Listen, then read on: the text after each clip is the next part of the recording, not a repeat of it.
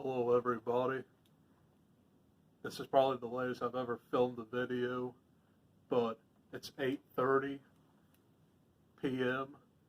and I just haven't had the time to film this video in the past couple days. But today I'm going to bring you my June book haul. And I got some really, really good ones this month. So without further ado, you know how I start these book hauls off. I start off with my book of the month selections. And if by now you don't know what book of the month is, it's a monthly subscription box that starts at $9.99 your first month. And you add up to 2 books for $9.99 a piece. And as you progress, your subscription starts at $14.99.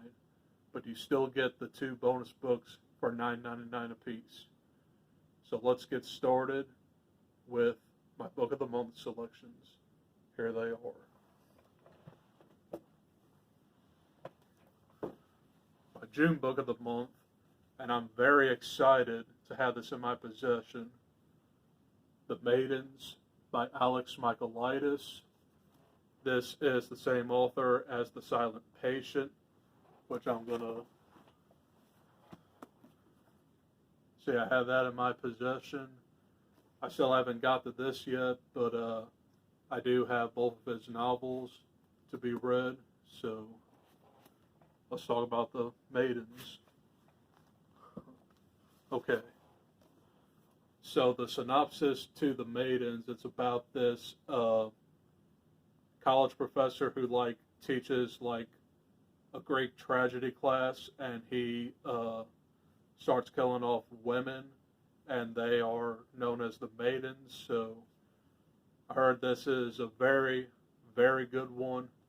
I'm actually really hoping to start reading it probably next month if I'm lucky, but I've just been so backed up on books right now. I don't even have time to even sit down for a couple hours. But I've actually only got one day job now, but that'll probably give me some more time to read during the night. But this is definitely on my radar to be finished this year. That's The Maidens by Alex Michaelides. Next book I got is also a June selection, and that is Half Sick of Shadows by Laura Sebastian.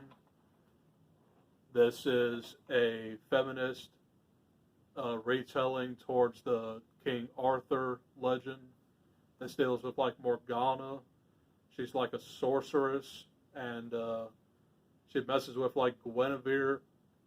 So it's a fantasy book. I'll see how I like it. It might be hit or miss with me, and it's a pretty thick one, so we'll give it a whirl. Half Sick of Shadows. Final book I got from Book of the Month is Things We Lost to the Water by Eric Nguyen, and this was a last month selection, and this deals with a family emigrating to Louisiana in the 70s, and they're caught in a hurricane, and I believe that they are Vietnamese.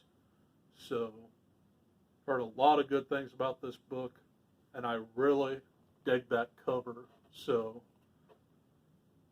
it's a wonder why I didn't pick it up last month, but just put it in my Book of the Month box for this month, and it's in my possession. Things We Lost to the Water by Eric Nguyen.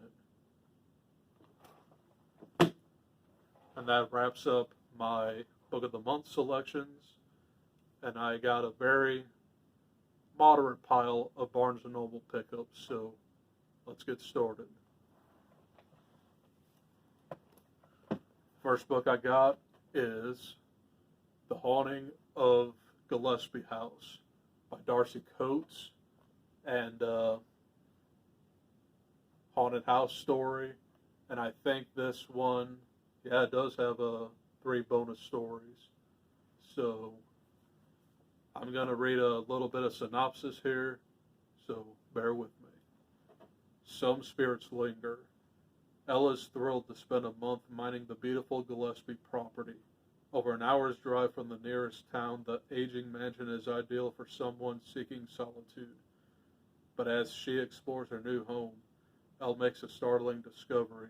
There's a graveyard nestled deep in the woods containing a generation of the house's residents, all who died the same year. And things start to go very wrong very quickly.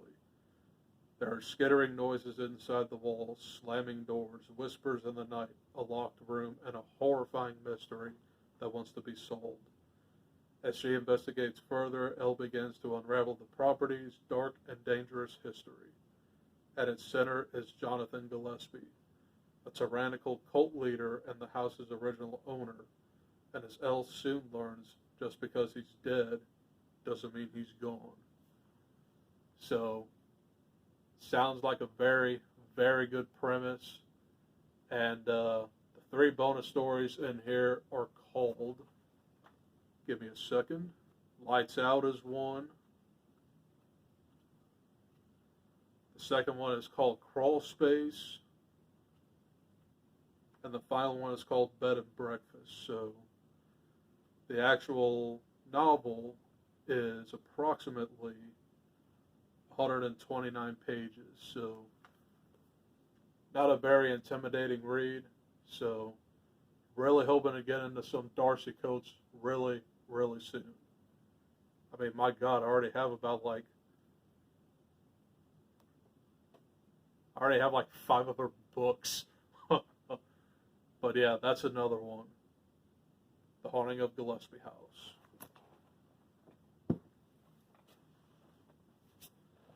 Next up, Are You Afraid of the Dark? By Seth C. Adams.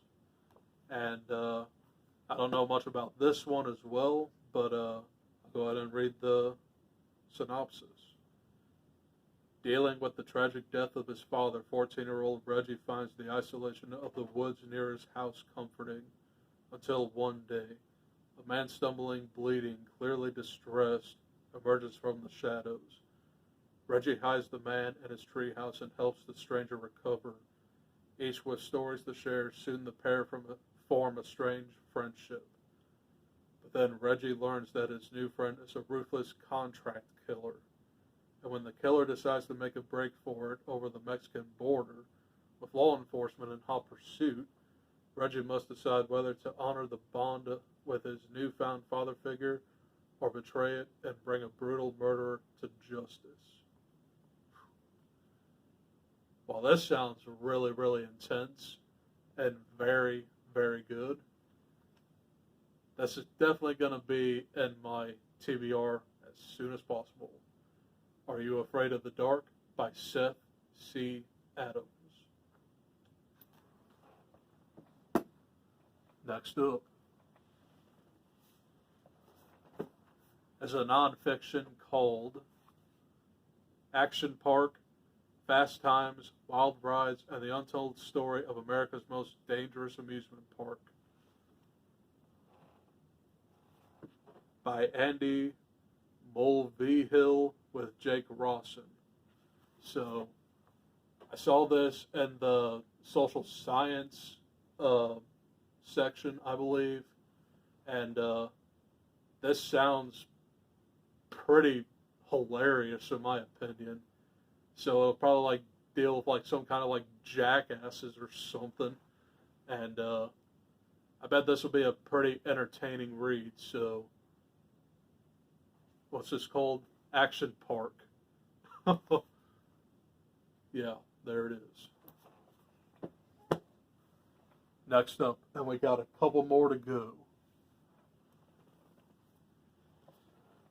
I got House of Shadows by Darcy Coates. To my knowledge, this is a duology, and the second book in this series is called House of Secrets. So again, I don't know much about this one, so I'll read a brief synopsis. She'll never escape its shadow. Sophie's world is shattered when disaster bankrupts her family. She's still reeling when she's offered an unexpected solution. Mr. Argenton, a wealthy stranger, has asked for her hand in marriage. Marrying Mr. Argenton will save her family, but it condemns Sophie to a life in Northwood, a vast and unnaturally dark mansion situated hours from civilization. Still, she has no choice but to accept the offer and hope the darkness won't swallow her whole. It's a struggle to adjust to her new position as mistress over the desolate house. Mr. Argenton's relatives are cold, and the manor is more than it seems. Doors slam, inhuman figures slink through the surrounding forest. A piano plays itself in the middle of the night. Blood drips a macabre warning down the walls. Day by day, Sophie is inevitably pulled toward the terrifying truth. Northwood's ancient halls are haunted, and the man she married, the man she's coming to love, is hiding an unforgivable truth about his ancestral home and the spirits that now haunt them both. Sounds really, but yeah, this sounds more, a little bit like Home Before Dark, so I definitely want to give this one a whirl as well. House of Shadows by Darcy Coates. Next up, it's Blacktop Wasteland by S.A. Crosby, and this is about a getaway driver called Bug Montage that he's an honest mechanic, a loving husband, and a hard-working dad.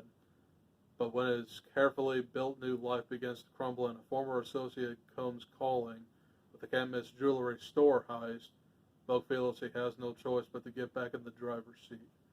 So he was a getaway driver, and now he's called back into action to perform a jewel heist.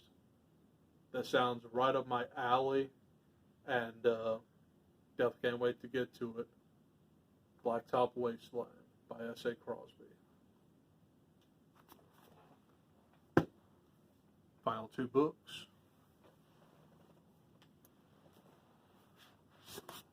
Shutter Island by Dennis Lehane.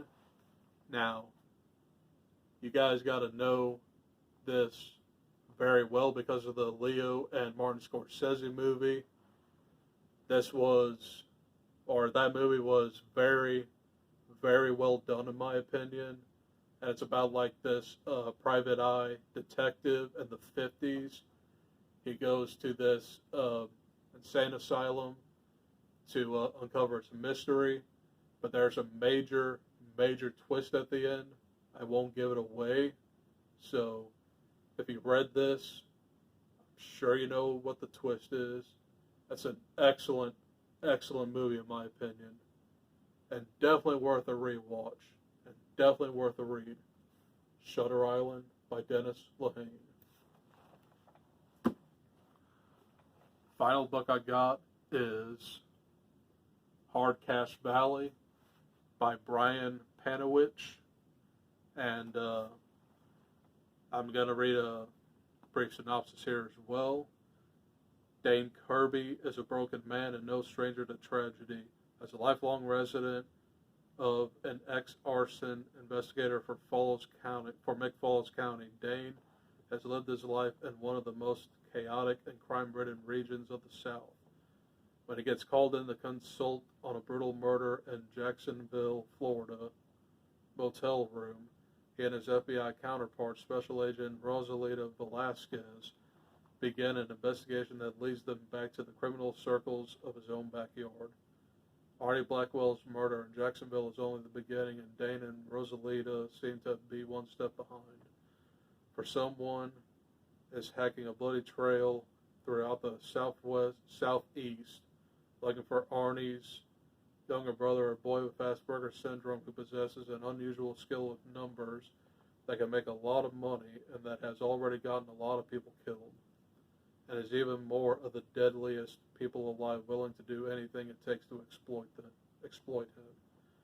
As Dane joins in the hunt to find the boy, it swiftly becomes a race against the clock that has Dane entangled in a web of secrets, involving everyone from the Filipino mafia to disturbing federal agents to some of the hardest southern outlaws he's ever known. Return to McFalls County in Bull Mountain and Hardcash Valley, where Brian Panowich weaves another masterful tale of southern noir. So it sounds very, very good. Definitely can't wait to get to this one as well. Hardcash Valley by Brian Panowich.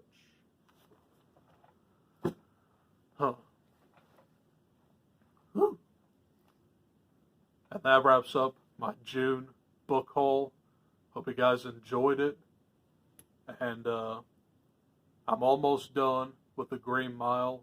I'm actually on part 5, believe it or not. And I'm hoping to finish that up in the next couple days. Then I can film my next video, which is ranking the top, I'm going to say 12 Stephen King books that I've read recently. So look out for that video. And I'm going to go get some shut-eye. And I'll see you guys in the next one. Bye.